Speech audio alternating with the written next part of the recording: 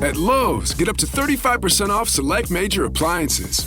Plus, members get free delivery, install, and more when you spend $2,500 on select major appliances. Lowe's, we help, you save. Valid through 2/25 while supplies last. Selection varies by location. Excludes Massachusetts, Maryland, Wisconsin, New Jersey, Florida. Loyalty program subject to terms and conditions. Visit Lowe's.com/terms for details. Subject to change. Visit your nearby Lowe's on East 17th Avenue in Hutchinson. Hey listeners, this is Peter and welcome back to the History Shorts. Today's episode is brought to you by the Podcast Republic, your ultimate listening app. Discover and subscribe to thousands of podcasts from around the world. Download Podcast Republic today, available on Google Play and the Apple App Store. Today on History Shorts. Today it's the largest museum and research complex in the world, a sprawling collection of wonders from the Wright brothers flyer to the Hope Diamond. But the Smithsonian Institution began not with an American, nor with a president, nor even with a government plan. It began, oddly enough, with a mystery gift from an English scientist who never set foot in the United States. That man was James Smithson, and his donation would ignite one of the most improbable stories in American history, the founding of a museum that would come to define the nation's memory of itself. We will finish with today's history brief, a reflection on collective memory versus personal history.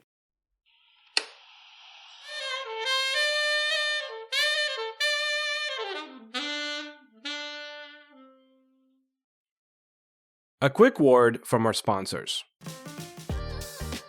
I've got Dan Morgan here on the pod. Say hi, Dan. Hey, how's it going today? It's going good, man. Tell us who you are and what you do.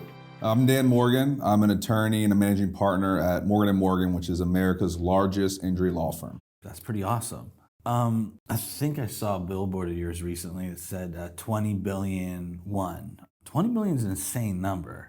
Yeah, 20 billion recovered. It's actually, I think, somewhere north, probably closer to 22, 23 after this year. And each year we get bigger and badder and our army grows. So the number will hopefully keep getting bigger and bigger as time goes on. Awesome. So how does someone get in contact with Morgan & Morgan? What would I do if I got into an accident? Probably the easiest way is dialing pound law. That's pound 529 from your cell phone. We are always open. Our call center is always waiting to take your call. 24/7, 365. Wow. Dan Morgan from Morgan & Morgan, America's largest injury law firm. Thanks for coming by the show. Thanks for having me. Visit forthepeople.com for an office near you.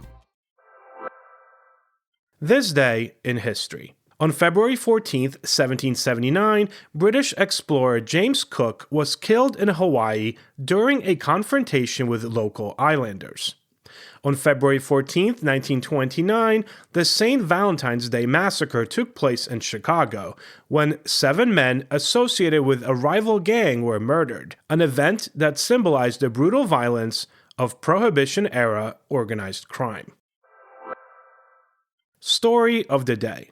In 1829, James Smithson, a wealthy English chemist and mineralogist, died in Genoa, Italy. He left behind no children, but a fortune in his estate, valued at more than $500,000, an enormous sum for the time. His will contained a very peculiar clause. I bequeath the whole of my property to the United States of America, to found at Washington, under the name of the Smithsonian Institution, an establishment for the increase and diffusion of knowledge among men. This was quite an astonishing gesture, and a total enigma. You see, Smithson had never visited the U.S., had no known ties to it, and was himself a man of quiet repute, better known in London's scientific circles for his studies of minerals and chemistry. Historians actually still debate what inspired his bequest. Perhaps he admired America's democratic ideals, or perhaps he sought immortality through an institution that would bear his name.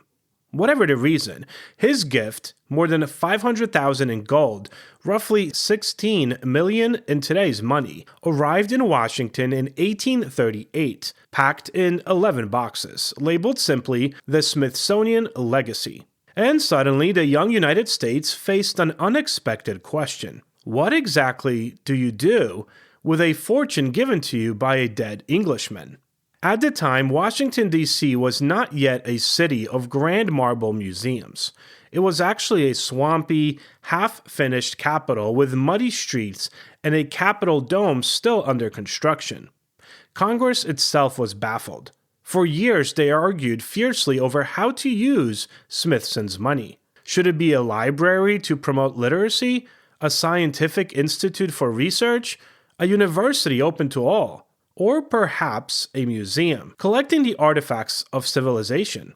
The debates dragged on for nearly a decade, a reflection of just how Americans still struggle to define the nation's relationship to knowledge itself. In 1846, under President James K. Polk, Congress finally approved the Smithsonian Institution Act, creating an establishment for the increase and diffusion of knowledge among men.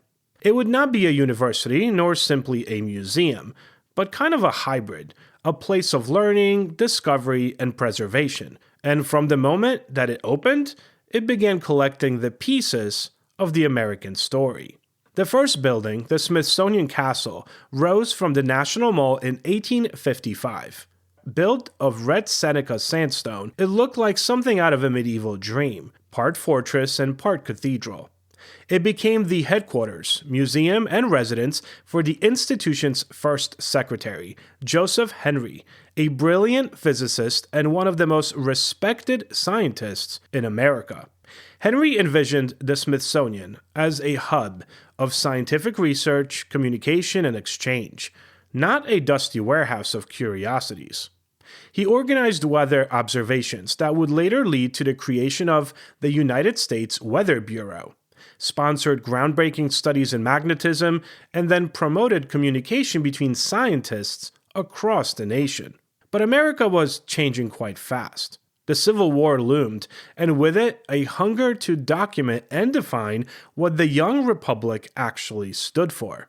And that, more than any scientific ambition, would transform the Smithsonian forever. In 1848, the Smithsonian received a remarkable gift: the U.S. government's entire collection of natural specimens and artifacts, from fossils to coins. It was small but symbolic, the first step toward becoming America's national museum. As the 19th century unfolded, the institution's collection grew rapidly. Explorers returning from the American West, the Pacific, and the Arctic shipped their discoveries to Washington. The U.S. Army Corps of Engineers sent Native American artifacts. Scientists added insects, birds, and fossils from new territories. In 1865, after the assassination of President Abraham Lincoln, the Smithsonian received another type of national relic: the items used in the investigation of the crime, including the assassin's pistol and Lincoln's blood-stained chair. The museum was no longer just about science. It was about memory. It was becoming the place where the story of America itself would be preserved for posterity. But then, in 1865, tragedy struck. A fire tore through the castle, destroying much of the early collection, including priceless books, manuscripts, and specimens. For many institutions, it would have been the end. But for the Smithsonian, it was kind of a rebirth. Under the leadership of Spencer Fullerton Baird, the second secretary, the institution shifted focus toward public education and display. Baird was a naturalist, a collector, and a showman. He envisioned vast halls where Americans could see up close the wonders of the natural and human world. His vision would culminate in 1881 when the National Museum building opened, today known as the Arts and Industries Building. It was filled with artifacts of industry, exploration, and invention, and it quickly became one of Washington's most popular attractions. By the dawn of the 20th century, the Smithsonian had outgrown even its founders' wildest dreams. It had become a sprawling network of museums, laboratories, and libraries, a living archive of the American experience. In 1910, the National Museum of Natural History opened, a marble temple dedicated to the story of life itself. In 1923, the Freer Gallery of Art joined the fold, expanding on the Smithsonian scope to global art and culture. By the mid-20th century, the institution became not just a museum, but a mirror, reflecting America's triumphs, its contradictions, and its imagination. After World War II, when aviation captured the national spirit, the Smithsonian established the National Air Museum, later the Air and Space Museum, housing the Wright brothers' 1903 Flyer, Charles Lindbergh's Spirit of St. Louis, and eventually the Apollo 11 Command Module. When the Civil Rights Movement reshaped American identity, the Smithsonian responded again, expanding to include the National Museum of African American History and Culture in 2016, and the National Museum of the American Indian in 2004. Each new museum added not just more exhibits, but more voices, a recognition that history is not just one story, but many. Today, the Smithsonian Institution spans 21 museums and galleries, and a national zoo, but also numerous research centers around the world. Its collections include over 155 million artifacts, a staggering archive of human and natural history. From the Star-Spangled Banner to the Hope Diamond, from Harriet Tubman's shawl to Neil Armstrong's spacesuit, the Smithsonian preserves the tangible soul of America. And yet, it's more than just a museum. It's a laboratory of ideas. The History Brief.